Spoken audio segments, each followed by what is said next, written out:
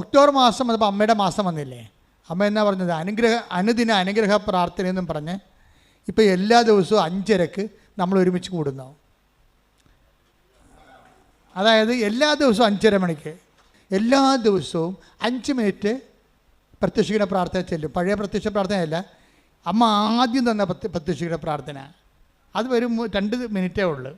അതുവഴിയാണല്ലോ ഈ ലോകം മുഴുവൻ ഇങ്ങനെ യേശുവിലെ അമ്മ വഴി യേശുവിനെ ആശ്രയിച്ചവരെല്ലാം രക്ഷപ്പെട്ടത്. ആ പ്രത്യക്ഷ പ്രാർത്ഥന തിരിച്ച് 5:30 കൊണ്ടുവരും. അപ്പോൾ നിലവിലുള്ള പ്രത്യക്ഷ പ്രാർത്ഥന നിങ്ങൾക്ക് തുടരാം.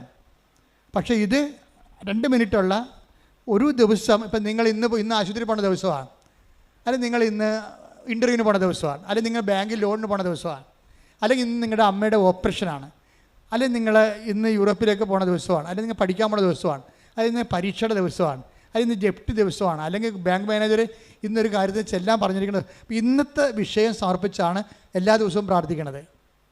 ഇന്ന് ഓരോ വിഷയങ്ങൾക്ക് പോണ ആൾക്കാരില്ലേ, അവരെല്ലാം സമർപ്പിച്ച് അതാത് വിഷയത്തിന് വേണ്ടിയാണ് അന്നുള്ള ആഹാരം പോലെ അവർ ഡെയിലി ബ്രെഡ് അന്നു വേണ്ട ആഹാരം പോലെ അന്നത്തെ വിഷയമാണ് അന്ന് പറയണത്.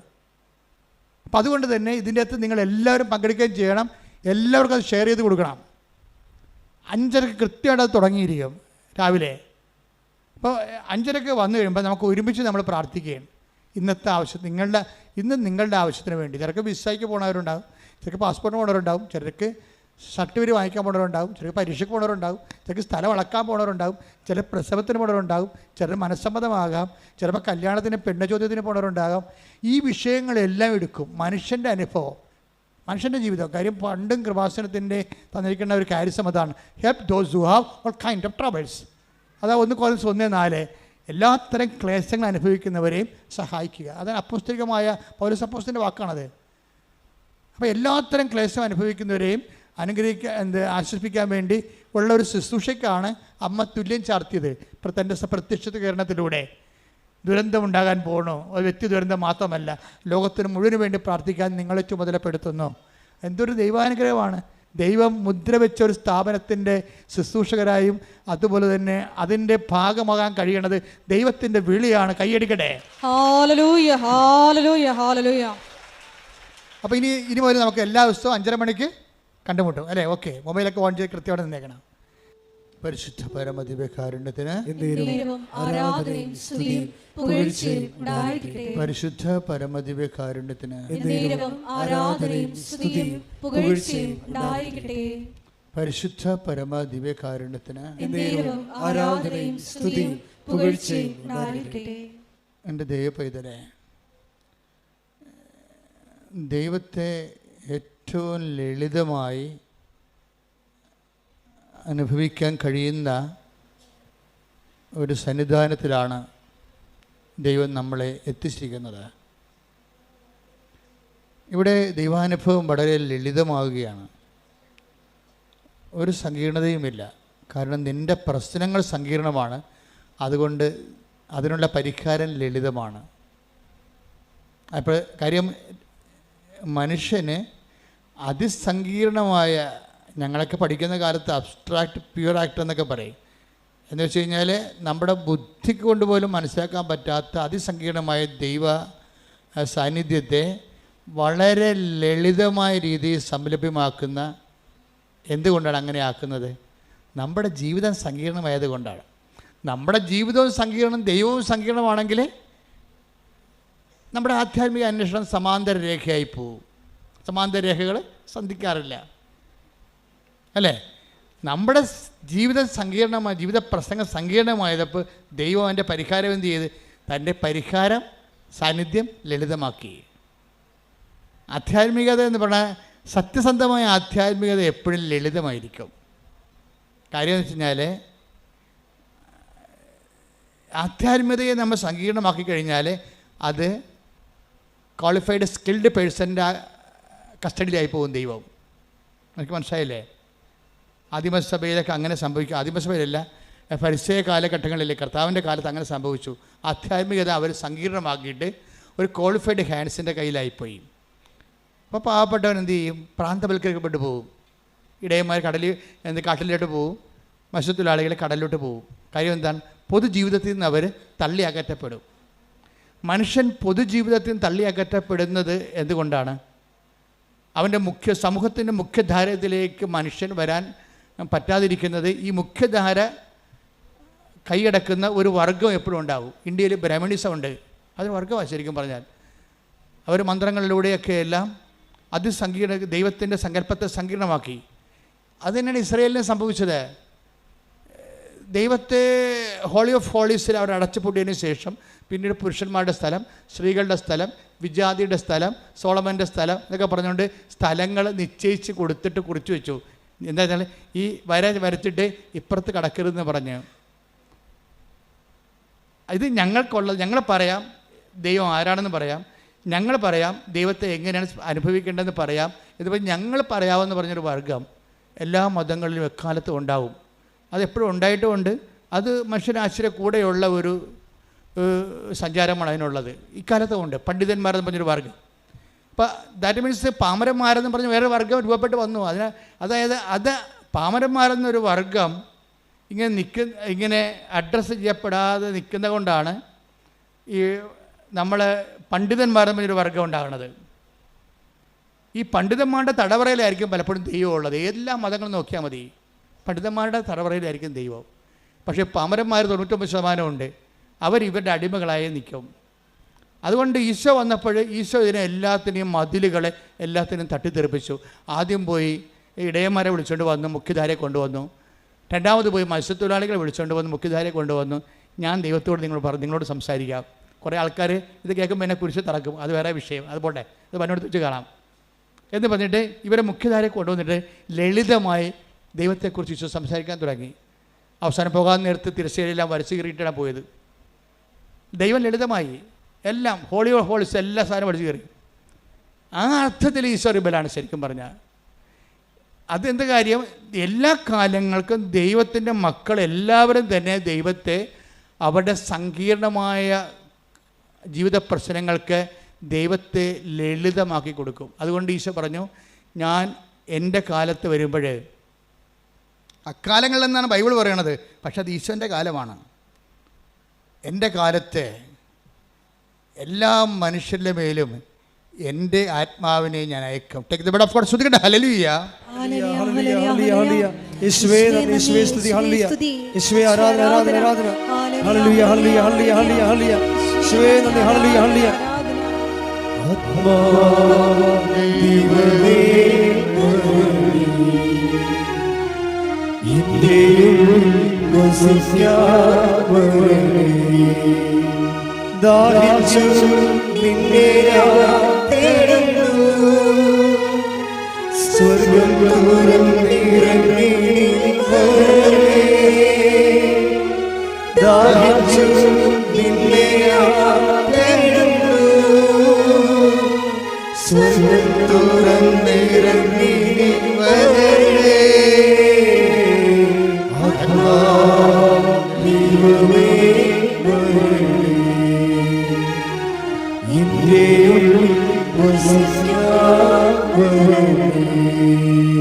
പരിശുദ്ധ പരമദിവ്യകാരുണ്യത്തിന് ആരാധനയും സ്തുതിയും പുകഴ്ചയും ഉണ്ടായിരിക്കട്ടെ. ജോയൽ 2:28. ജോയൽ പ്രവാചകന്റെ പുസ്തകം 2:28 വാക്യം. അന്ന് ഇങ്ങനെ സംഭവിക്കും. ഏറ്റു പറഞ്ഞ അന്ന് ഇങ്ങനെ സംഭവിക്കും. അന്ന് ഇങ്ങനെ സംഭവിക്കും. എന്നാണ് ഈശോന്റെ കാലത്ത്. ഈശോന്റെ കാലം എന്ന് തുടങ്ങിയെന്ന്, എന്നാണ് നീ ഈശോനെ സത്യസന്ധമായിട്ട് സ്വീകരിക്കണമെന്ന് ഉള്ളിൽ കൊതി തോന്നുന്നുവോ അന്ന് മുതൽ ഈശോൻ്റെ കാലം തുടങ്ങും. മനസ്സിലായില്ലേ? ഈശോൻ്റെ കാലം എന്ന് പറഞ്ഞാൽ 2000 കൊല്ലത്തിന് മുമ്പതല്ല. എന്നാണ്, ഏത് നിമിഷമാണ്. ഇപ്പം നീ ക്രിസ്ത്യാനിയാകാം, പരമ്പര കത്തോലിക്കനാകാം, അല്ലെങ്കിൽ നോൺ ക്രിസ്ത്യനാകാം. നമുക്ക് ഏത് അവസ്ഥയിലും ഇങ്ങനെ ഈ ബ്രാൻഡിലൊക്കെ എല്ലാം നമ്മൾ അറിയപ്പെട്ടാലും ശരി, മനുഷ്യന് ഏതെങ്കിലും ഒരു സമയം ഉണ്ടാവും. എന്താണ്? ഈശോനെ അറിയണമെന്ന് ആത്മാർത്ഥമായിട്ട് സ്വന്തമായിട്ട് ആഗ്രഹിക്കുന്ന ഒരു സമയം. മറ്റുള്ളവരൊക്കെ പറയണ ഒരു സമയം ഉണ്ടാവും, കേൾക്കുന്നൊരു കാലമുണ്ടാവും. പക്ഷെ നിൻ്റെ ജീവിത പ്രശ്നത്തിൽ സ്വന്തമായിട്ട് ദൈവത്തെ എനിക്ക് വേണം, എനിക്ക് സ്വന്തമായിട്ട് പ്രാർത്ഥിക്കാൻ കഴിയണം, എനിക്ക് സ്വന്തമായിട്ട് ദൈവത്തോട് സംസാരിക്കാൻ കഴിയണം, എനിക്ക് സ്വന്തമായിട്ട് ദൈവത്തോട് ഇടപെടാൻ കഴിയണം എനിക്ക് നിങ്ങളൊന്ന് പറഞ്ഞേ, എനിക്ക് എനിക്ക് സ്വന്തമായി സ്വന്തമായി എൻ്റെ ദൈവത്തോട് ഇടപെടാൻ കഴിയണം. എനിക്ക് സ്വന്തമായി എൻ്റെ ദൈവത്തോട് ഇടപെടാൻ കഴിയണം. ഞാനും അവിടുത്തെ മകനാണ്, മകളാണ്. ദൈവം എന്റെയും അവകാശമാണ്. എനിക്ക് സ്വന്തമായി എൻ്റെ ദൈവത്തെ സ്നേഹിക്കാനും ദൈവത്തിന്റെ സ്നേഹം അനുഭവിക്കുവാൻ കഴിയണം. അമ്മേ പരിശുദ്ധ അമ്മേ, അതിനായി എന്നെ ഒരുക്കണമേ, എനിക്കായി പ്രാർത്ഥിക്കണമേ. ശ്രദ്ധിക്കട്ടെ, എന്നുമെന്നും കൂടെ ഇരിപ്പാൻ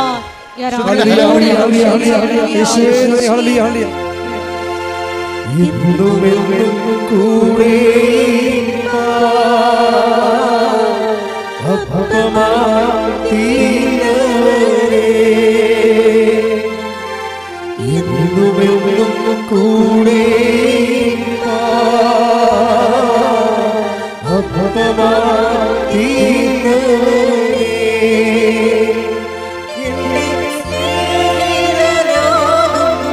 സ്നേഹമേ ആരാധന നിനക്കാരാധന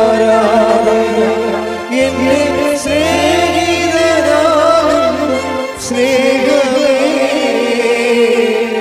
ആരാധന നിനക്കാരാധന ഓദിനിമാ സ്നേഹമേ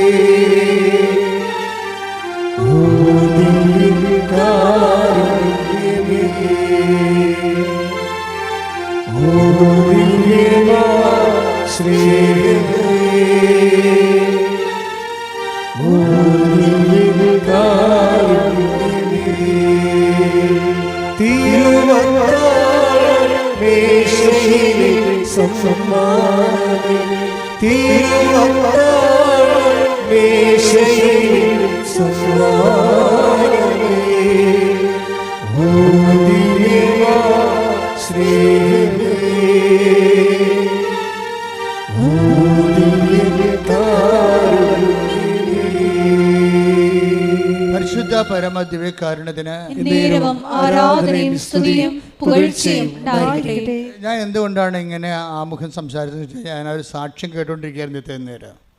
അതിൻ്റെ ചൂടിലാണ് ഇത്രയും സംസാരിച്ചത്. ഞാൻ സാക്ഷ്യം കേട്ടത് ഒരു രമാദേവി ചേച്ചിയുടെ സാക്ഷ്യം കേട്ടേ. രമാദേവി ചേച്ചിയുടെ സാക്ഷ്യം വളരെ ലളിതമായ സാക്ഷ്യമാണ്. സാക്ഷ്യം ഇതാണ്. അവർക്ക് രണ്ട് സാക്ഷ്യം അവർ പറയുന്നുണ്ട്. ഒന്നാമത്തെ സാക്ഷ്യം പറയണത്, ഇവർക്ക് ഉണ്ടാകുന്ന ഒരു പ്രശ്നം, ഇവരുടെ കേന്ദ്രീയ വിദ്യാലയത്തിലെ അധ്യാപികയാണ്. പക്ഷേ ഇവർക്ക് ക്ലാസ്സിലൊന്നും പോകാൻ പറ്റണില്ല. ഒരു 3 മാസം പോകും, അല്ലെങ്കിൽ ഒരു 1.5 മാസം പിന്നെ ഗ്യാപ്പ് എടുക്കും. അപ്പോൾ ഇങ്ങനൊരു മനുഷ്യനാണ്. പക്ഷേ മനുഷ്യൻ്റെ ഒരു ധൈര്യം, ഒരു കോൺഫിഡൻസ്, പിന്നെ ഒരു എല്ലാത്തിനെയും കൈകാര്യം ചെയ്യാൻ പറ്റുന്നൊരു ആത്മവിശ്വാസം, അങ്ങനെ ഒന്നും ചേച്ചിയിൽ വർക്ക് ചെയ്യുന്നില്ല. പഠിച്ചതുകൊണ്ട് ഇത്തിരി ബുദ്ധിയും കാര്യങ്ങളൊക്കെ ഉള്ളതുകൊണ്ട് ടീച്ചറായി. പക്ഷേ ഇതൊന്നും എടുത്ത് പ്രയോഗിക്കാൻ പറ്റണില്ല. കാര്യം പഠിപ്പുണ്ട്, ജോലിയുണ്ട്, പക്ഷേ അത് ഡിമാൻഡ് ചെയ്യുന്ന ഉത്തരവാദിത്തങ്ങളെ നിറവേറ്റാൻ പറ്റാതെ ഇവർ ഡിപ്രഷൻ അടിച്ചു പോകും. എപ്പോഴും ഇങ്ങനെ ഡിപ്രഷൻ ആയിട്ടുള്ള ഒത്തിരി ആൾക്കാർ ഉടമ്പടി എടുത്തിട്ടുണ്ട്. പക്ഷേ രമാദേവി ചേച്ചിയുടെ സാക്ഷ്യം, ഈ ഡിപ്രഷൻ മാറുന്ന ഒരു സാക്ഷ്യം ഞാൻ അപൂർവമായിട്ടാണ് കാണുന്നത്. ചില ഡിപ്രഷനായിട്ടുള്ള ആൾക്ക് സൗഖ്യപ്പെട്ടാൽ അവർ സാക്ഷ്യപ്പെടുത്തത്തില്ല. അത് വലിയൊരു കള്ളത്തരമാണ് ശരിക്കും പറഞ്ഞാൽ. നിങ്ങൾക്ക് എപ്പോഴും വരുന്നൊരു വിഷയം, പ്രത്യേകിച്ച് ഈ ഡിപ്രഷൻ ടൈപ്പ് ആൾക്കാരാണ്. അവരെപ്പോഴും റിസർവ്ഡ് ആയിരിക്കും ഭയങ്കര.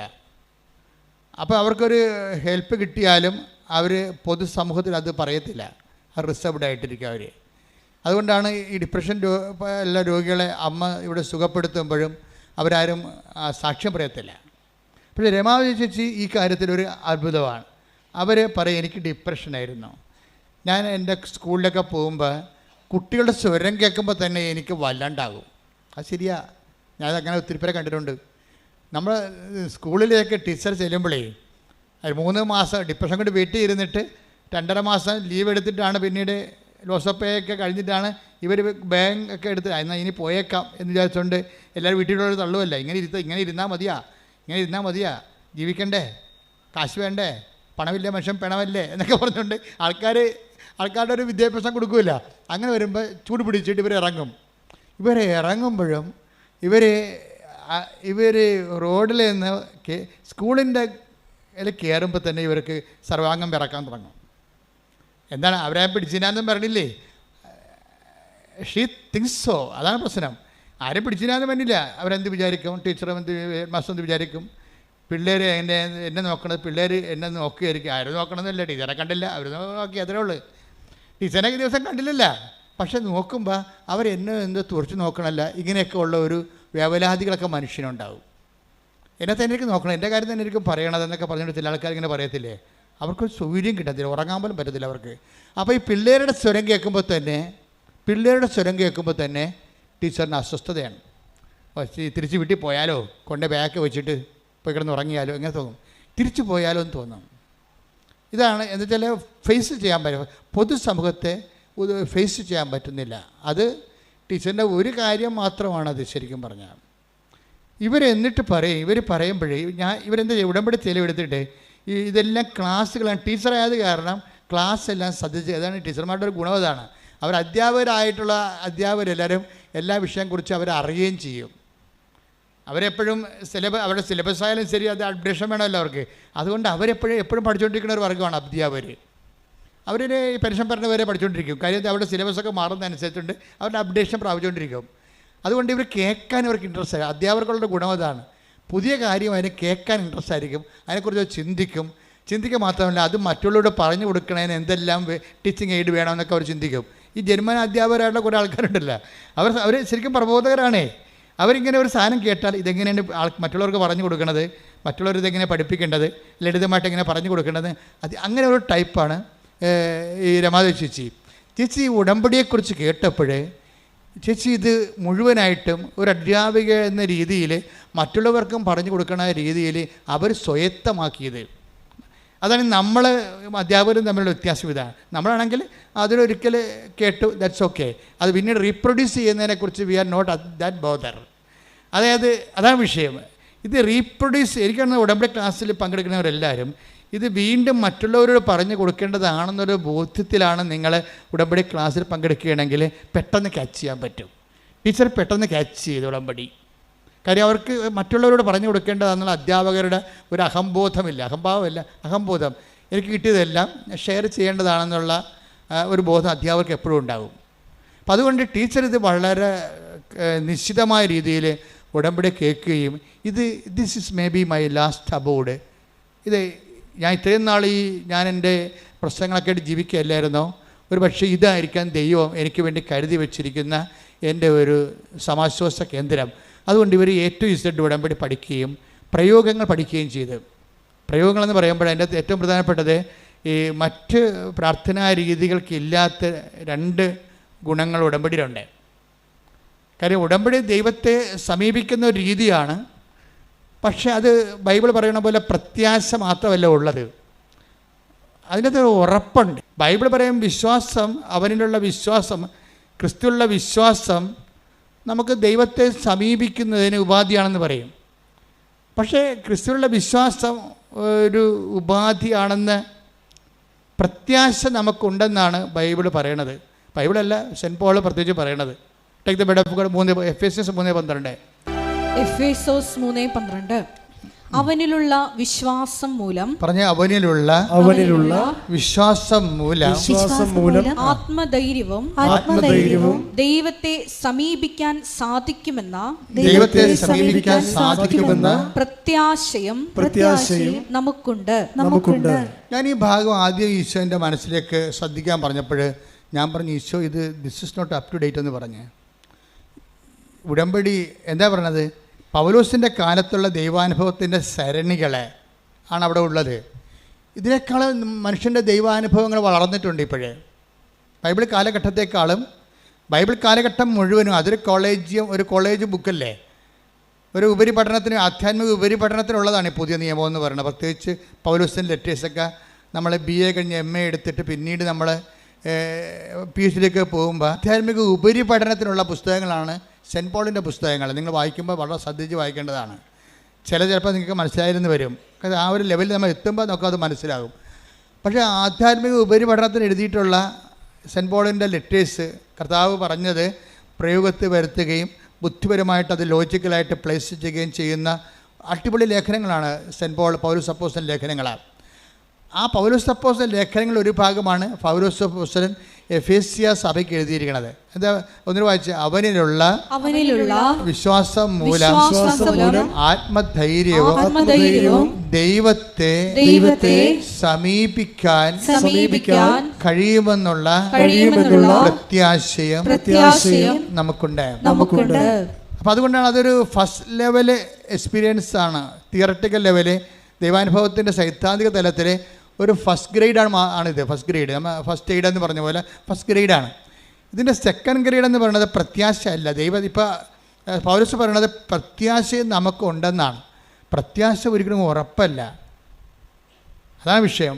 ഉറപ്പ് മീൻസ് വേറെയാണത്. അതൊരു ട്രസ്റ്റാണ് ശരിക്കും പറഞ്ഞാൽ. ഹോപ്പ്, അതുകൊണ്ട് ഇംഗ്ലീഷിൽ ഹോപ്പും ട്രസ്റ്റും ഉള്ളത്. ട്രസ്റ്റിൻ്റെ അകത്ത് നിന്ന് ട്രസ്റ്റ് എന്ന് മീൻസ് നമ്മൾ ശരണമെന്നൊക്കെ പറഞ്ഞാലും ഇംഗ്ലീഷുകാരൻ പറയുന്ന ട്രസ്റ്റ് അല്ല നമ്മുടെ മലയാളത്തിലെ ശരണം ഒരു പ്രാർത്ഥനയുടെ ഒരു അവസാനത്തെ ആവിഷ്കാരം പോലെയാണ്. പക്ഷേ ട്രസ്റ്റ് എന്ന് പറയണത് ഒരു ഓപ്ഷൻ ഇല്ലാത്ത, ഇനി അടുത്ത ഓപ്ഷൻ ഇല്ല, അടുത്ത എന്താണെന്നില്ല, ഇത് ലാസ്റ്റ് ഓപ്ഷനാണ്, അവസാനത്തെ തിരഞ്ഞെടുപ്പാണ്. എന്ന് വെച്ചാൽ എന്താണ് ഉറപ്പെന്ന് പറയുന്നത്? നമുക്ക് ഉറപ്പാണ്. അപ്പോൾ ഈ ലോകത്തുള്ള വിഷയങ്ങൾ ദൈവത്തെ സമീപിക്കാൻ കഴിയുമെന്നുള്ളത് നമ്മുടെ ഒരു പ്രത്യാശ മാത്രം. ഉടമ്പടി എടുക്കുന്നവർക്ക് ഒരു പ്രത്യാശ മാത്രമല്ല, പിന്നെ എന്താണ്, അത് ഉറപ്പാണ്. അതാ വിഷയം. ഉടമ്പടി അനുഭവങ്ങളെ ഒരു 2016 തൊട്ട് 24 ഒരു 8 കൊല്ലം ഉടമ്പടി ഈ ലോകത്ത് ജനങ്ങളെ ഇത് എടുത്ത് പ്രവർത്തിക്കാൻ തുടങ്ങിയപ്പോൾ ഈ പുതുതായിട്ട് വന്ന ആൾക്കാർക്ക് ഇത്രയും ഉറപ്പ് എങ്ങനെ കിട്ടണത്? അത് ഉടമ്പടിയിലുള്ള അതിൻ്റെ ചേരുവക അങ്ങനെയാണ്. നമുക്ക് പ്രത്യാശ മാത്രമല്ല തരണത്, പിന്നെന്താണ്, ഉടമ്പടി ഉറപ്പാണ് ഉടമ്പടി. അതെന്താ കാര്യം വെച്ച് കഴിഞ്ഞാൽ അവനിലുള്ള പ്രത്യാശ മൂലം പറഞ്ഞേ അവനിലുള്ള ആത്മധൈര്യവും ദൈവത്തെ സമീപിക്കാൻ കഴിയുമെന്നുള്ള എന്താണ്, പ്രത്യാശ അല്ല മറിച്ച് ഉറപ്പ് നമുക്കുണ്ട്. അതാണ് വിഷയം. അപ്പോൾ ട്വിസ്റ്റിങ് വന്നവിടെ ഈ ഉറപ്പ് എന്തുകൊണ്ടാണ് വന്നത്? ഉടമ്പടിയിൽ ഉറപ്പ് വരാൻ കാര്യം എന്താ? ഇപ്പോൾ നമുക്കറിയാം. ഇപ്പോൾ ഞാൻ ഇന്നലെ അപ്പോച്ചനോടൊക്കെ സംസാരിക്കുകയായിരുന്നു. അതായത് ഈശോയുടെ അവസാന കാലങ്ങളിലെ, മനുഷ്യാവതാരത്തിൻ്റെ അവസാന കാലങ്ങളിലെ അവൻ തീവ്രവേദനയും മുഴുകി. ലുക്ക 22-ാം അധ്യായം 44-ാമത്തെ വാക്യം. അവൻ തീവ്രവേദനയിൽ മുഴുകി. പറഞ്ഞേ, അവൻ തീവ്രവേദനയിൽ മുഴുകി. കൂടുതൽ തീക്ഷ്ണമായി പ്രാർത്ഥിച്ചു. അവന്റെ വിയർപ്പ് രക്തത്തുള്ളികൾ പോലെ നിലത്തു വീണു. അത് കർത്താവിൻ്റെ ഫ്ലോപ്പായ പ്രാർത്ഥനകളിൽ ഒന്നാണിത്. ഫ്ലോപ്പായ പ്രാർത്ഥന, നമ്മൾക്ക് ഫ്ലോപ്പായ പ്രാർത്ഥന ഉണ്ടെങ്കിൽ നമ്മുടെ പ്രാർത്ഥന കേൾക്കുന്നില്ല, നേരെ മറിച്ച് സംഭവിച്ചാൽ നമ്മൾ എന്ത് ചെയ്യും? പല ആൾക്കാരും വിശ്വാസം വെടിഞ്ഞു പോകും. ഇതാണ് വിഷയം. ഈശോ മനുഷ്യനായതിൻ്റെ പേരിലുണ്ടായ ഏറ്റവും വലിയ കോൺട്രിബ്യൂഷൻ എന്ന് പറയണത് ആധ്യാത്മികതയ്ക്ക് ഒരു ക്രൈസ്റ്റ് സ്റ്റാൻഡേർഡ് വന്ന്, ക്രിസ്തുവിൻ്റെ ഒരു നിലവാരം. ആധ്യാത്മികത കുറച്ച് സീരിയസ് ആയി. ആധ്യാത്മികത സങ്കല്പങ്ങളിൽ നിന്ന് രക്ഷപ്പെട്ടു. പലതരത്തിലുള്ള അഭ്യൂഹങ്ങളിൽ നിന്ന് ആധ്യാത്മികതയെ ഈശോ രക്ഷപ്പെടുത്തി കൊണ്ടുപോകുന്ന 22:44 ഈശോ എന്താ പ്രാർത്ഥിക്കണത്? സാധ്യമെങ്കിൽ പിതാവേ ഈ പാനപാത്രം എന്നെ കടന്നു പോകട്ടെ. അതാണ് പ്രാർത്ഥിക്കുന്നത്. അപ്പോൾ പരിശുദ്ധാത്മാ പറയും ഈ പ്രാർത്ഥനയ്ക്ക് കുറച്ച് എററുണ്ട്, ഇത് എന്തുമാത്രം ഇത് മുഴുവനും ചിലപ്പോൾ റിജക്റ്റ് ചെയ്യാൻ സാധ്യതയുണ്ട് എന്ന് ഈശോയോട് പരിശുദ്ധാത്മാവ് പറയും. ഉടനെ ഈശോ പരിശുദ്ധാത്മാവിൻ്റെ ആ ആലോചന കിട്ടിക്കഴിഞ്ഞപ്പോൾ ഒരു കഷ്ണം കൂടി കൂട്ടിച്ചേർക്കും. എന്താണ്? എങ്കിലും എൻ്റെ ഇഷ്ടമല്ല. അതാണ് പരിശുദ്ധാത്മാവ് ഉണ്ടായിരുന്ന ഗുണം വെച്ചാൽ നമ്മുടെ പ്രാർത്ഥനയുടെ ബയോളജി ഒന്ന് തിരുത്തും. നമ്മളെ തിരുത്തത്തില്ല. നമ്മുടെ പ്രാർത്ഥനയെ നമ്മൾ തിരുത്തത്തില്ല. നമ്മൾ ആ പ്രാർത്ഥനയിൽ തന്നെ ഉറച്ചു നിൽക്കും.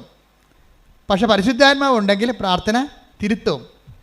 ഇപ്പം ഈശോ എന്താ പ്രാർത്ഥിച്ചത്? 22:44 എന്താ പ്രാർത്ഥിച്ചത്? സാധ്യമെങ്കിൽ പിതാവേ, പറഞ്ഞേ, സാധ്യമെങ്കിൽ പിതാവേ, ഈ പാനപാത്രം എന്നെ കടന്നു പോകട്ടെ. പാനപാത്രം എന്ന് പറഞ്ഞാൽ എന്താണ്? കുരിശുമരണമാണ്. കുരിശുമരണം എനിക്ക് സംഭവിക്കാതിരിക്കട്ടെ. I am so fear about it. ഞാനിങ്ങനെ ഒരുതരം ആങ്സൈറ്റിയിലാണ് ഈ വിഷയം. ഇപ്പോൾ ദൈവത്തിൻ്റെ തിരുസന്നിധിയിൽ ഉള്ളതുപോലെ പറയും. അതാണ് പ്രാർത്ഥന. ഈശോയുടെ പ്രാർത്ഥനയുടെ ഒരു പ്രത്യേകത അതാണ്. നിങ്ങളും അങ്ങനെ ഇരിക്കണം, ഞാനും അങ്ങനെ ഇരിക്കണം. എന്താ പറഞ്ഞത്? നമുക്ക് what you feel you just place as it is. നിങ്ങൾക്ക് എന്താണ് ഫീൽ ചെയ്യുന്നത്, എന്ത് ഫീൽ ചെയ്താലും. ഇപ്പം നിങ്ങൾ കുർബാനയ്ക്ക് വരും, നിങ്ങൾക്ക് വെറുപ്പാണ് ഫീൽ ചെയ്യണമെന്ന് വിചാരിച്ചോ? അപ്പോൾ ദൈവത്തിൽ പറഞ്ഞു, എനിക്ക് വെറുപ്പാണ് ഫീൽ ചെയ്യണത് ആ വ്യക്തിയോട്. എനിക്ക് ആ വെറുപ്പിൽ നിന്ന് മോചനമില്ല. കാര്യം എന്നോട് അത്ര അങ്ങനെ ചെയ്തിരിക്കണം. നിങ്ങളത് തന്നെ പറഞ്ഞുകൊണ്ടിരിക്കണം. നിങ്ങളത് തന്നെ നിങ്ങളുടെ മനസ്സിൽ എന്ത് വരുന്നു അത് പ്ലേസ്. അല്ല അത് വെച്ചുകൊണ്ട് വേറെ ഒന്നും പറയരുത്. വേറെ ഒന്നും, വാട്ട് യു ഫീൽ. നിങ്ങൾക്ക് ചിലപ്പോൾ ഈ മദ്യത്തോട് കൊതിയാണ് തോന്നണമെന്ന് വിചാരിച്ചോ? ഈശോ ഉടമ്പടി എടുത്തിട്ടുണ്ട്, എനിക്ക് മദ്യത്തോട് കാണുമ്പോൾ കൊതി തരണം. അപ്പോൾ അങ്ങനെ തന്നെ പറയണം. അത് പല പ്രാവശ്യം പറയാവുന്നേ ഉള്ളൂ. എന്താണ് നിങ്ങൾക്ക് തോന്നണത്? നിങ്ങളുടെ വികാരങ്ങളെ തന്നെയാണ് ശബ്ദമാക്കി നിങ്ങൾ കൺവേർട്ട് ചെയ്യണത് ദൈവതിരുസന്നിധിയിൽ. കാര്യം നിങ്ങൾ സത്യസന്ധമായിട്ട് പറഞ്ഞില്ലെങ്കിൽ എന്താ കുഴപ്പം? നിങ്ങൾ മനസ്സിൽ ഒന്ന് വെച്ചുകൊണ്ട് വേറെ ഒന്ന് പറയണം. ദൈവത്തിന് അറിയാമല്ലോ. കാര്യം ദൈവത്തിന് നിങ്ങളുടെ മനസ്സറിയാമല്ലോ. അപ്പോൾ വളരെ നേക്കഡ് ബിഫോർ ഗോഡ്. ബിഷപ്പ് റോബിൻസിൻ്റെ ഒരു പുസ്തകത്തിൻ്റെ ഹെഡിങ് തന്നെ അങ്ങനെയാണ്, നേക്കഡ് ബിഫോർ ഗോഡ്. ദൈവത്തിൻ്റെ ദൃശ്യത്തിന് മുമ്പിൽ നഗ്നനായി നിൽക്കുക എന്നാണ്. പക്ഷേ തുണിയില്ലാണ്ട് നിൽക്കുന്നതല്ല, നമ്മൾ റിസർവ്ഡ് അല്ലാതെ നിൽക്കുക. വേറെ ഒന്ന് ചിന്തിച്ചിട്ട് വേറെ ഒന്ന് ആലോചിക്കരുത്. ഇത് എപ്പോഴും പ്രാർത്ഥനയ്ക്ക് എപ്പോൾ ഉണ്ടാകുന്ന ഒരു സത്യസന്ധതയുണ്ടാകണം. നിങ്ങൾ ഉദ്ദേശിക്കുന്നത്, നിങ്ങളുടെ ഉദ്ദേശം എന്താണെന്ന് ദൈവത്തിന് അറിയാം. കർത്താവ്, ഞാൻ ശരിക്കും പറഞ്ഞാൽ അനിയന് ചേട്ടന് പിള്ളേരെ ഉണ്ടാവരുതെന്ന് ഞാൻ ഉദ്ദേശിക്കുന്നുണ്ട്. എന്താ കാര്യം? ചേട്ടന് പിള്ളേരെന്ന് കേൾക്കുമ്പോൾ എൻ്റെ ഉള്ളിൽ സന്തോഷമുണ്ട്. എന്താ കാര്യം? അവൻ്റെ ഓഹരി കൂടി എനിക്ക് കിട്ടുമല്ലാന്ന്. ഇത് നിങ്ങൾ ഇത് മനസ്സിൽ വെച്ചുകൊണ്ട് പറഞ്ഞ പോലെ കാര്യമുണ്ട്. ദൈവത്തിന് അറിയാം നിങ്ങൾക്ക്. അപ്പോൾ നിങ്ങൾ ഫ്രോഡാകും. അപ്പോൾ നിങ്ങളിപ്പോൾ ചേച്ചി ആശുപത്രിയിൽ പോയി പോയപ്പോൾ നിങ്ങളുടെ ഭാര്യയോട്, അനിയനാണെങ്കിൽ അനിയൻ്റെ ഭാര്യയോട് ചോദിക്കും, എന്താണ് ചേച്ചിക്ക് ഈ പ്രാവശ്യം? അത് പോയി, അത് അപോർഷനായി പോയെന്നാണ് പറഞ്ഞത്. അപ്പം ഇവന് ഒരു ദീർഘനിശ്വാസം. അപ്പോൾ ഈ ചേട്ടൻ്റെ ഭാര്യയുടെ കൊച്ച് അപോർഷനായി പോയെന്ന് കേൾക്കുമ്പോൾ അനിയന് ദീർഘനിശ്വാസം എന്ന് പറയുമ്പോൾ ആനന്ദത്തിൻ്റെ ഒരു ദീർഘനിശ്വാസമാണത്. എന്താ കാര്യം? നമുക്ക് ആ ഓഹരി കൂടി കിട്ടുമല്ല എന്നുള്ള ചിന്ത എല്ലാവർക്കും ഉണ്ടെന്ന് ഞാൻ പറയണില്ല. പക്ഷേ ഇതുപോലെയുള്ള വൈകൃതങ്ങൾ എല്ലാവരുടെ മനസ്സിലും ഉണ്ട്. പലരുടെ മനസ്സിൽ പല രീതിയിലാണ് ഉള്ളത്. പല രീതി. ഇപ്പോൾ കൺഗ്രാജുലേഷൻ പറയുമ്പോഴും ഉള്ളിൽ പറയും, നിനക്ക് ഞാൻ വെച്ചിട്ടുണ്ടെന്ന് പറയും. മാർക്ക് ചിലപ്പോൾ 5 കിട്ടിയായിരിക്കും കൂടുതൽ. 5 മാർക്ക് നമ്മുടെ 5 മാർക്ക് നമ്മളെക്കാൾ കൂടുതൽ കിട്ടിയെന്ന് വിചാരിക്കും. അല്ല, ഇത് കെട്ടിപ്പിടിച്ചൊരു കൺഗ്രാജുലേഷനൊക്കെ പറയും. മലയാളിയെപ്പോലെ ഇതുപോലെ കാപട്യം പിടിച്ച സാധനം ലോകത്ത് ഒരിടത്തും കാണത്തില്ല. കാര്യം നമ്മൾ ഒന്ന് വെച്ചിട്ട് വേറൊരു സാധനം അങ്ങോട്ട് പറയും. ഇത് ആധ്യാത്മികതയിൽ വർക്കൗട്ട് ചെയ്യത്തില്ല. പ്രാർത്ഥന സത്യസന്ധമായി ഈശോയാണ്. എന്താ മനസ്സിൽ തോന്നുന്നത്, യു ജസ്റ്റ് പ്ലേസ് ഇറ്റ്. ഇത് പ്ലേസ് ചെയ്യാതെ ഇരുന്നൊരു മനുഷ്യനാണ് യൂദാസ്. അവസാന നിമിഷം വരെ മനസ്സിലുള്ളത് തുറന്ന് പറയത്തില്ല. ഇത് കുംഭസാരം പോലെ വന്നാൽ മതി, ഈശോ നിന്നെ ഒറ്റ കൊടുക്കണമെന്ന് കുറേ നാളായിട്ട് എൻ്റെ മനസ്സിൽ തോന്നുന്നുണ്ട്, എനിക്ക് നിൻ്റെ പ്രബോധനങ്ങളൊന്നും ഇഷ്ടപ്പെടുന്നില്ല എന്ന് പറഞ്ഞിരുന്നെങ്കിലേ ഇന്ന് യൂദാസ് അൾത്താരെ പ്രതിഷ്ഠിക്കപ്പെട്ടേനാം. കുംഭസാരിക്കാതിരുന്നാൽ അവൻ്റെ കുഴപ്പം. കുംഭസാരിക്കാൻ നേരിട്ട് ദൈവം അവൻ്റെ കൂടെ ഉണ്ടായിട്ടും ആ പന്നി കുംഭസാരിച്ചില്ല. എന്തൊരു ഭാഗ്യമായിരുന്നു അവന്. കർത്താവ് കൂടെ നടക്കണ. അപ്പോഴൊന്നും പറഞ്ഞു, എനിക്ക് കർത്താവ് എനിക്കൊരു കാര്യം, നീ എന്നെക്കുറിച്ചൊന്നും തോന്നരുത്. എൻ്റെ ഒരു മൈൻഡ് സെറ്റ് അങ്ങനെയാണ്. കുഞ്ഞുനാൾ പോലെ പല വിഷയങ്ങൾ ഇടപെട്ടിരിക്കണ കാരണം എനിക്ക് ഈ ആധ്യാത്മികതൊന്നും തലയിൽ കയറത്തില്ല. നീ പറയണത് എനിക്ക് ഇപ്പോഴും നിന്നെ വിശ്വാസമില്ല, പക്ഷേ എനിക്ക് നിന്നെ ഒറ്റിക്കൊടുക്കണമെന്ന് തോന്നുകയും ചെയ്യുന്നുണ്ട്. എനിക്ക് ആശ്ചര്യമാണെന്നവർ പറഞ്ഞിട്ടുണ്ട്. എന്നെങ്ങാനും ഒരു വാക്ക് പറഞ്ഞിരുന്നെങ്കിൽ, അത് രഹസ്യമല്ലേ, രഹസ്യമായിട്ട് പറഞ്ഞാൽ മതിയായിരുന്നു ശരിക്കും പറഞ്ഞാൽ. ഇപ്പം എന്നാ പറ്റി? ആത്മഹത്യയും ചെയ്ത് പരസ്യമാകുകയും ചെയ്ത് ഈ ഭൂമി ഉണ്ടാകുന്ന കാലം കള്ളനുമായി. എന്തിനാണ് ഈ കച്ചവടത്തിന് പോണത്? ദൈവത്തോട് ഉള്ളതുപോലെ അങ്ങോട്ട് പറയുക. ഉള്ളത് എന്താണോ ഉള്ളതുപോലെ പറയുക. എന്തായാലും പറഞ്ഞാൽ ഒന്നാമത്തെ അവസ്ഥ റീഫണ്ട് ചെയ്യേണ്ടത് ആരാണ്? നമ്മുടെ എല്ലാ ഇനിക്വിറ്റീസും ഏറ്റെടുത്തിരിക്കുന്നത് ക്രിസ്തുവാണ്. അപ്പോൾ അവനോട് പറഞ്ഞു കഴിഞ്ഞാൽ പിന്നെ പ്രശ്നം തീർന്ന്. നമുക്ക് എന്തെങ്കിലും സംഭവിച്ചാൽ റെക്ടിഫൈ ചെയ്യാനുള്ള ആളും അവൻ തന്നെയാണ്. അതാണ് വിഷയം. നമുക്ക് എന്തെങ്കിലും സംഭവിച്ചാൽ നമ്മൾ ഏത് അവസ്ഥയിലും നിലനിർത്താൻ അധികാരമുള്ളവനും ശക്തിയുള്ളവനും അവനാണ്. പ്രാർത്ഥിക്കുക. കർത്താവായ ദൈവമേ, കർത്താവായ ദൈവമേ, നിന്നോട് ഇടപഴകുന്നതിന് വളരെ സുതാര്യമായ ഒരു മനോനിലവാരം കൈവരിക്കുവാൻ എന്നെ സഹായിക്കണം. ശ്രദ്ധിക്കട്ടെ. ഹല്ലേലൂയ. ആരാധന ആരാധന. ഹല്ലേലൂയ ഹല്ലേലൂയ. ഈശ്വര ആരാധന.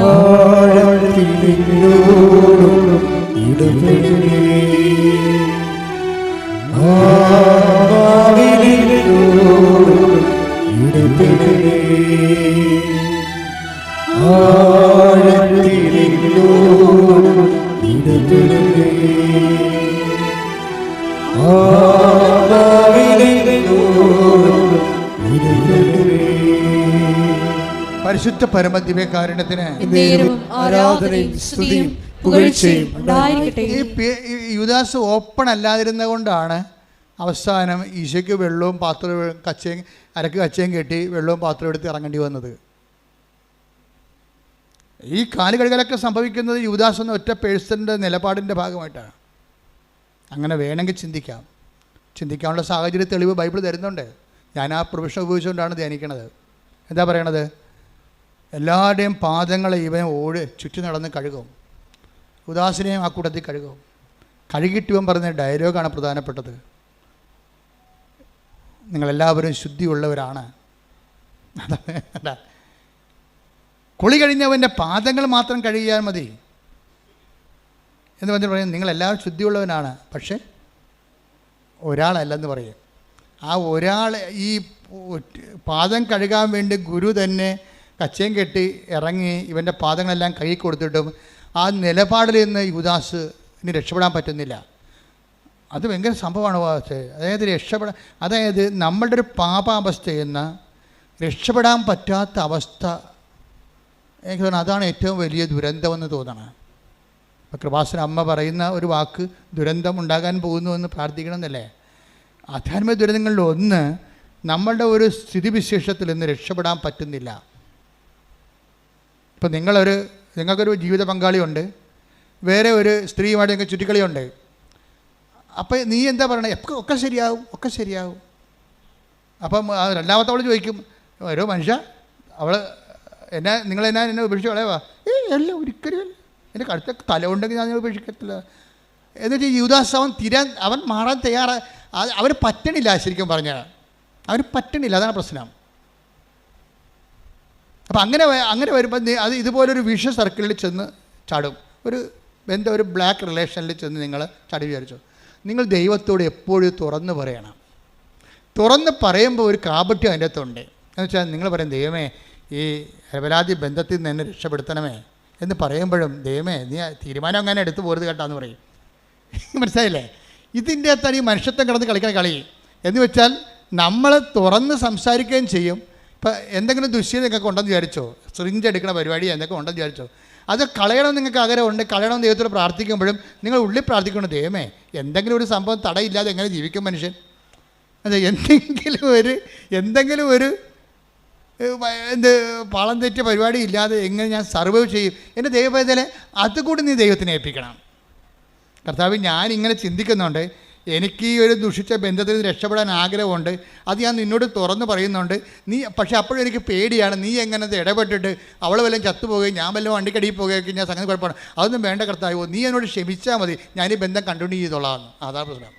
നീ എന്നോട് അപ്പോൾ ദൈവത്തിനടുത്ത് വരണേ എന്തിനാണ്? നിൻ്റെ ചുറ്റിക്കളിയെല്ലാം കറക്റ്റാകുകയും ചെയ്യണം, ദൈവം നിന്നോട് ക്ഷമിക്കുകയും ചെയ്യണം. ദിസ് ഈസ് കാബട്ട്, ഇത് ഫ്രോഡാണ് ഈ പരിപാടി.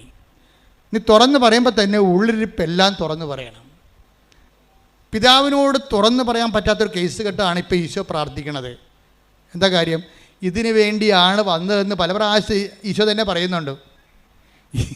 പിന്നെ ഇതിനു വേണ്ടിയാണ് ഞാൻ ഈ ലോകത്തിൽ വന്നത്. Take the bread of God. ശ്രദ്ധിക്കട്ടെ. ഹല്ലേലൂയ, ഹല്ലേലൂയ, ഹല്ലേലൂയ, ഹല്ലേലൂയ, ഹല്ലേലൂയ.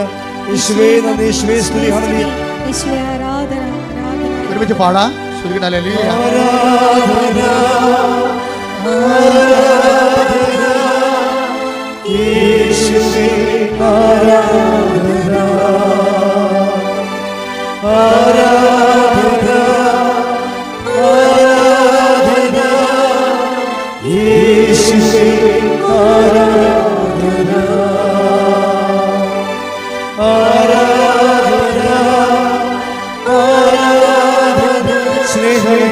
സ്നേഹമേ ആരാധന. ഹല്ലേലൂയ ഹല്ലേലൂയ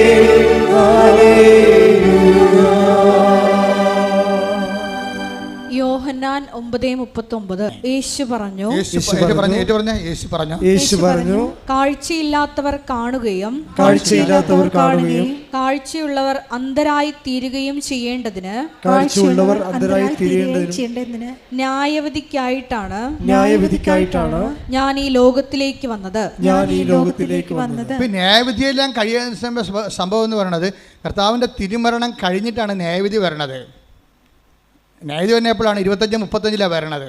അനന്തരൻ രാജാവ് തൻ്റെ വലതുവശത്തുള്ളവരോട് പറഞ്ഞു. 25-35 വായിച്ച ശ്രുതികട ഹല്ലേലൂയ ഹല്ലേലൂയ ഹല്ലേലൂയ ഹല്ലേലൂയ ഹല്ലേലൂയ ഹല്ലേലൂയ ഹല്ലേലൂയ യേശുവേ ആരാധന ആരാധന ആരാധന ആരാധന.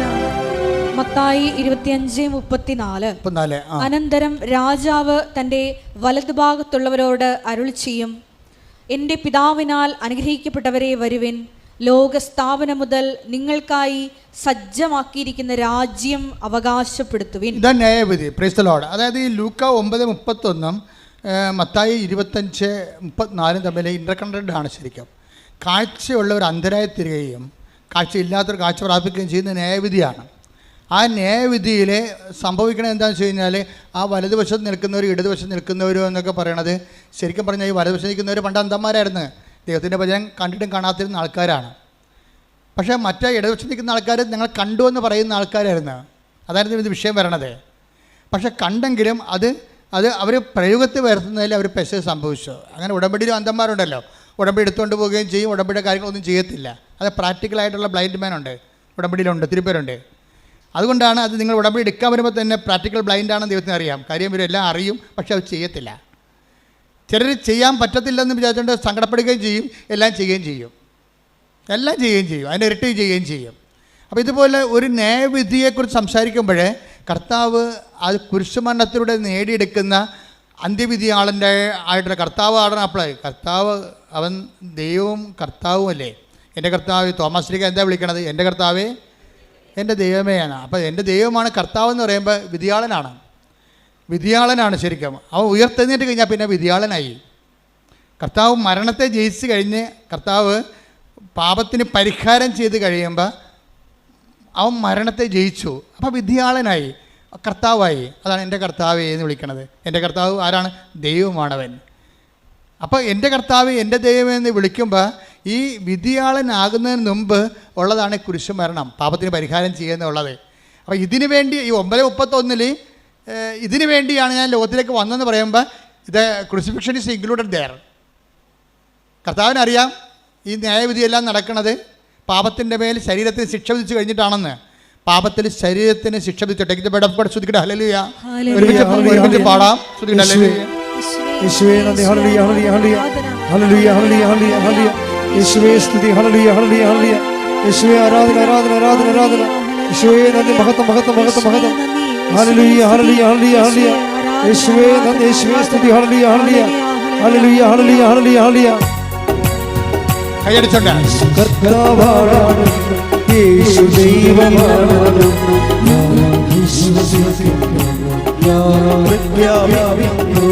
യേശു കർത്താവാണ് യേശു ദൈവമാണ് ഞാൻ വിശ്വസിക്കുന്നു